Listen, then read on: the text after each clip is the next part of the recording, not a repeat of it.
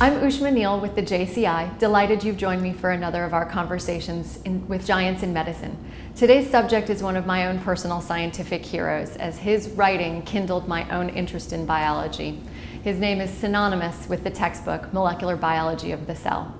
Over the course of a storied career, Bruce Alberts of UCSF made key insights into DNA replication, served as an academic leader on the national and international scene, and has displayed an unwavering commitment to science education.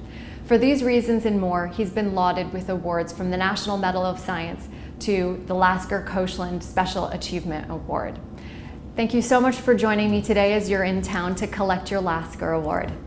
Thank you. It's good to be here. So I'd love to start with what you were like as a kid. Were you mischievous? Were you smart? Were you funny? Were you into sports? Well, I had no exposure to science, really. My father was a mechanical engineer who became a patent attorney. And my main frustration was that he wanted me to help him fix everything. So instead of playing softball, which was my passion in those days, I had to, install yet more wiring in the baseboards of our house so we wouldn't have to have an extension cord anywhere, or something like that. So, but I did learn from him a lot about tinkering and making things work and solving problems. And I think, science is a career which I think is a great career where you get paid for solving problems. So, when you were little, did you already like tinkering, or was that something that sort of came on? I can't remember the earliest days, but I did like tinkering. I had Tinker toys, in fact. I liked building things with blocks when I was really young, but I think everybody likes that. But I never knew that until I was actually pretty advanced in college that science was a career that would be attractive. Or even that until I got into college that people got paid for doing science. Everybody knew about Einstein in the patent office, and he had to have a job to support himself. That's all I knew. So when I went to college, I had really enjoyed chemistry in high school. My homeroom was the laboratory, chemistry laboratory, and I was there for 15 minutes every day for 4 years at the beginning of class, before school started, and at the end. This is the way the school was set up. And I thought I wanted to use chemistry for something. And I went to back to school night, and they had people talking about careers. And the only two careers that had anything to do with chemistry were a chemical engineer, who I still remember was talking. He was showing these slides full of all these huge pipes coming out of oil company vats, and that didn't seem very interesting. And then there was a doctor who actually talked about the role of science in medicine. And I went to Harvard College as a pre-med thinking that was the way to use science. I had read Aerosmith. I think everybody in my generation had read Aerosmith, who's a scientist. It's amazing. And I still give it to young people because, of course, it made the point that science was sort of an iconoclastic endeavor. You had to fight all these bureaucracies, and you never had any money. So when I went into science, we were sort of felt that this was taking about poverty. Mm-hmm. Because in those days, scientists really weren't well paid. Things have changed. So you mentioned that you went to Harvard for Right. college, so you must have been pretty good at school. Well, Were you I got good grades. I was very surprised to do as well as I did in school. Seriously, I was the first class of National Merit Awards, and I still remember taking the exam with a lot of what I thought were very much smarter than I people, and from my high school was me and a female, and I was very surprised by that. I had never actually visited any colleges. My mother had heard of Harvard, so I had to go to Harvard if I got in. So I applied to Harvard. You know, I read a vignette that you were always a little bit disorganized in school, such that you weren't able to sign up for a biology class even. So your first exposure was at Harvard. So yes, I missed signing up for biology on time. I never know what's going on. You know, apparently they announced that you had to sign up by such and such a time, and I failed. So my first biology course was in college, and but you intended to go as a pre-med student. Right. So obviously I take biology as a pre-med student, and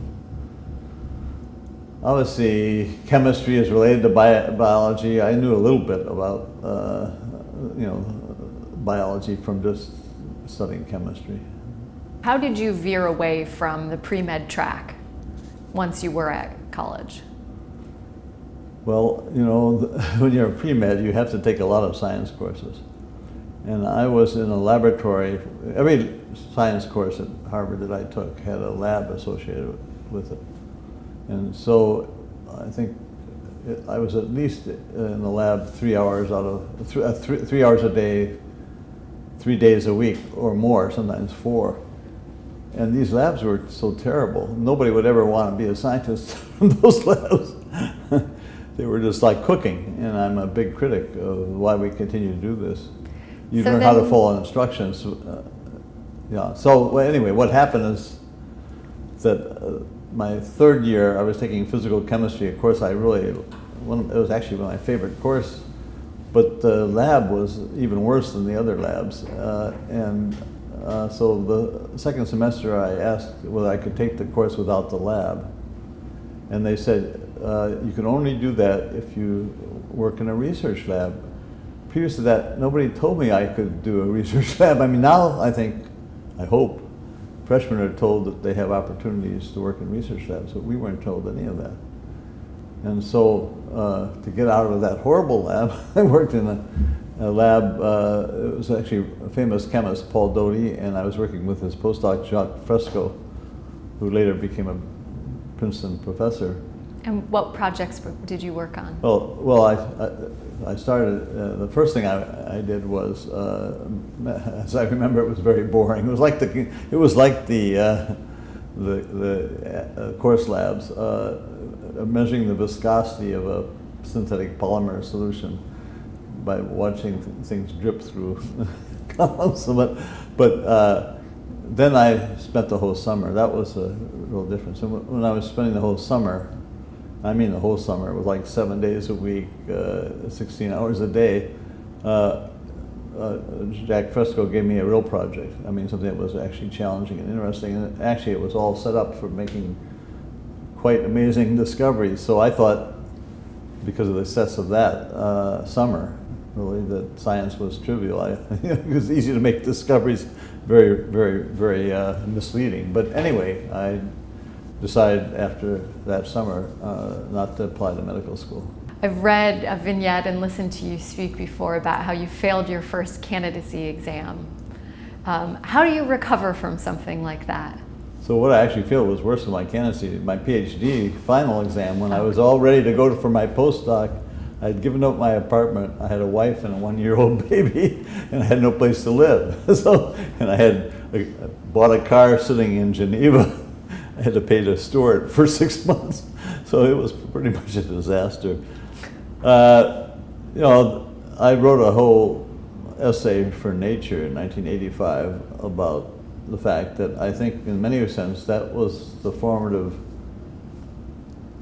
most important thing about my later successes, because I was misled by my undergraduate success to thinking that science was easy. It's actually very hard. And what I learned from my failures in trying to create a theory and test it, my own theory of DNA replication, and made that the focus for my PhD thesis. What I learned is that, you know, strategy is the most important thing in science. It's even more true now because there's billions of experiments you could do instead of millions. Most of them you should never do, and figuring out a pathway through this maze of complicated possibilities. I give talks to students, and I talk about the fact that you could give me all of Rembrandt's paints, and what I would paint would be a mess. In the same sense, the tools are there, but deploying them in a very skillful way is what you have to learn to do as a young scientist. And yet you didn't give up. You went back to the bench and you figured out experimental design better, and you actually came back and wowed your committee. Well, I didn't wow them. I sure wowed them. I passed. I did 6 more months of experiments and proved that I think they didn't believe what I had reported, so I did a lot more confirming experiments. That wasn't much fun, and I don't think I learned anything but really from that. But then I went for my postdoc, which turned out to be only a year. In Geneva, right? So that year abroad, I carried out in a completely different way because I had failed my thesis. I said, I'm not going to try to make a hypothesis and prove my ideas. I'm going to try to develop a method that I know will be useful no matter what happens, move science forward by at least a little bit, and if I'm lucky, I'll move it forward by more than a little bit. So I decided I would make a column, mobilize DNA on a column, high concentrations of DNA, and thereby isolate large number of proteins that we knew nothing about that function on DNA, because proteins that function on DNA bind to DNA. And you could purify them by salt dilution because DNA is negative, and almost all proteins that bind to DNA have salt-sensitive binding. That was all known earlier. And we also knew that even proteins that bind to specific sites, like transcription factors, bind much more weakly to any DNA sequence. So, it was clear that making a column out of DNA, if I could make it, if I could do it, would be useful for lots of people, even if nothing else happened. So my postdoc was really making that column, getting it to work, and secondly, critically important, I met Dick Epstein, who was a professor at Geneva, who I'd never heard of before, and he had published a seminal paper 2 or 3 years before I actually came to Geneva that I should have read as a graduate student, which had I read it, would have changed my bad strategy. But anyway, he had worked with the model organism bacteriophage T4, one of the real mainstays of early molecular biology, because we didn't have the tools. We had to work with simple things.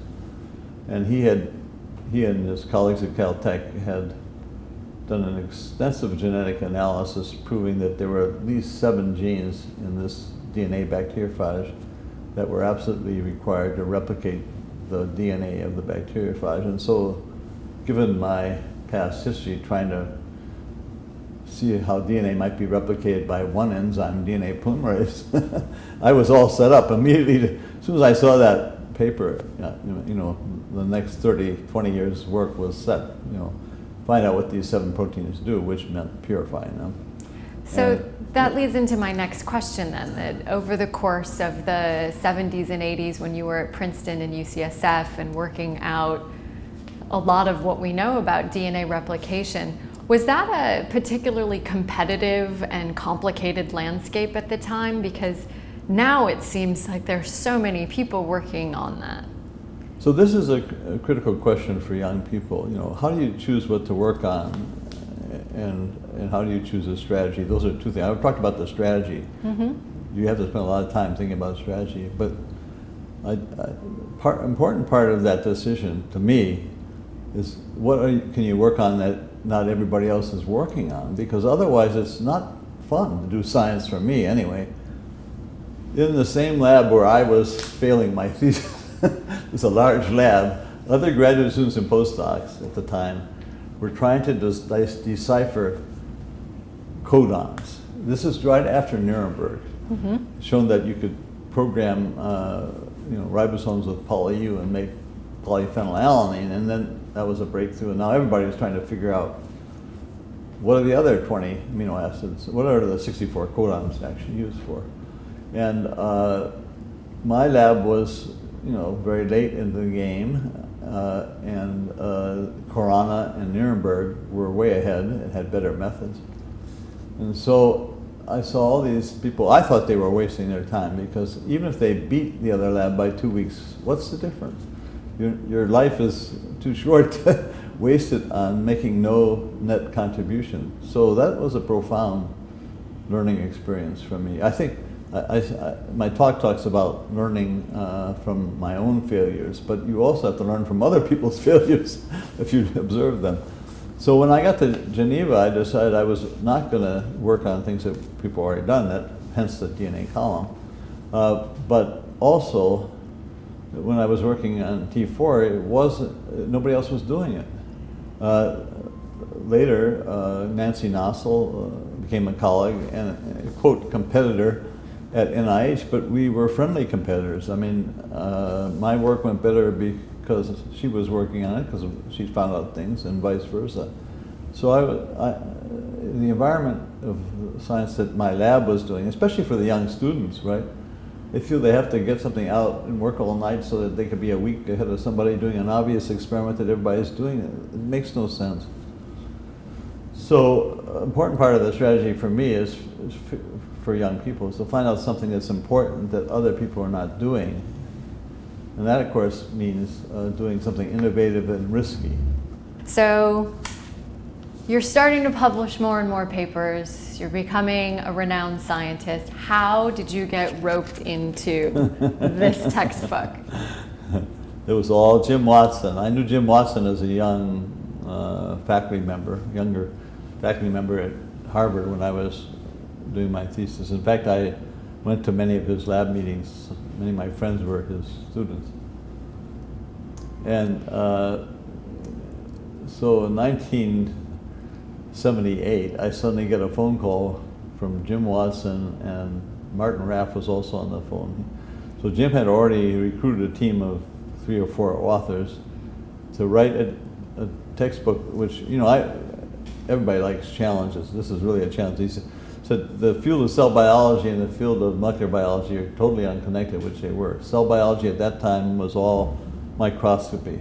It had a whole tradition that I didn't even know anything about, light microscopy, electron microscopy. And I was a molecular biologist coming out of chemistry, and molecular biology came from physicists and chemists. And Jim had the insight that we now knew enough about molecular biology to try to bring those two fields together, and the way to do that would be to write a textbook. Well, what he had said was it would only take 2 months because he had already outsourced all these chapters to experts, and all he had to do was write a few chapters ourselves and then edit other people's stuff. This was totally misleading. How long do you think it actually took you to finish? So we worked for, I think it was a month in the summer of 1978, and a month or 6 weeks, I think, in the summer of 1979. By then we were supposed to be done. But we only had completed like 3 chapters by that time. And, really, we were all depressed because should we go ahead? We realized how long it was going to take. But it was like being in the Army. We had all worked together. I got to know all these guys better than I knew my family, unfortunately. And so we were all in it together, so we plowed ahead. But it was a very depressing summer in 1979. That was the summer we got back all these edited, things that we were supposed to edit by experts, and we realized we couldn't use them. Most of them were just totally not at the right level, the right kind of idea. Well, I read one thing that you wrote about participating in this textbook, that you weren't really even familiar with the endoplasmic reticulum until you started in on this textbook. And I got to sign that chapter.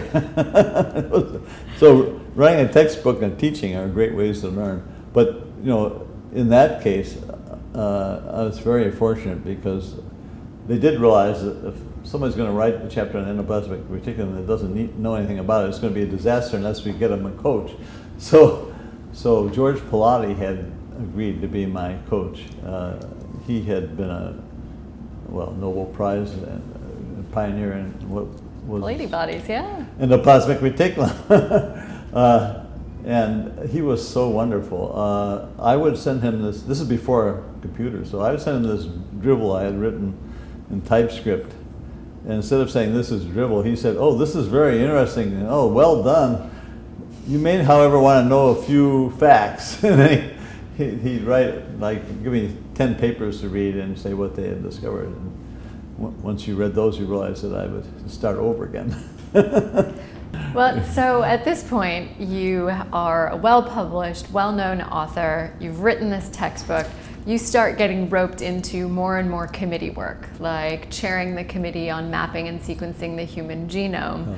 And then later asked to be the president of the National Academies of Sciences. So your science is going so well. How do you manage to step away from the lab to take on more of these policy roles? And why did you? So it really started with a 1985 editorial I wrote for Cell after visiting Paris, where my friend Mark Kirshner was on sabbatical, and seeing the difference between French bread in small bakeries and the kind of junky bread I was eating in America, which was Wonder Bread or something.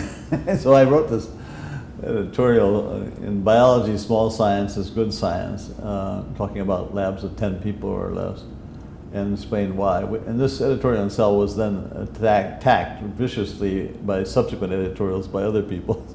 One of them said, if Bruce Alberts thinks that he should have a small enough lab so that he could occasionally do experiments, that's what I said in my article, so I could understand the technical aspects of advising students. If Bruce Alberts thinks that, then he should be paid like a technician. This is the quote I remember. Anyway, so I got known as the small science guy. Now, then the Genome Project was incubated. I had nothing to do with it or arguments. I was too busy to pay attention. But most biologists were against it because it was big science. So they already had the Genome Committee set up. It was Watson and Sidney Brenner, all these, Dan Nathans, all these fantastic people. Half of them thought there should definitely be a genome project, and many of the most severe critics were already on it as well. Shirley Tillman, for example, David Botstein. It was a great committee. And so somebody at the Academy got the idea they needed somebody neutral, that was me because I hadn't even thought about it, to be the chair. And I was just astonished to get this call to be the chair. I said, why me? I haven't thought about it.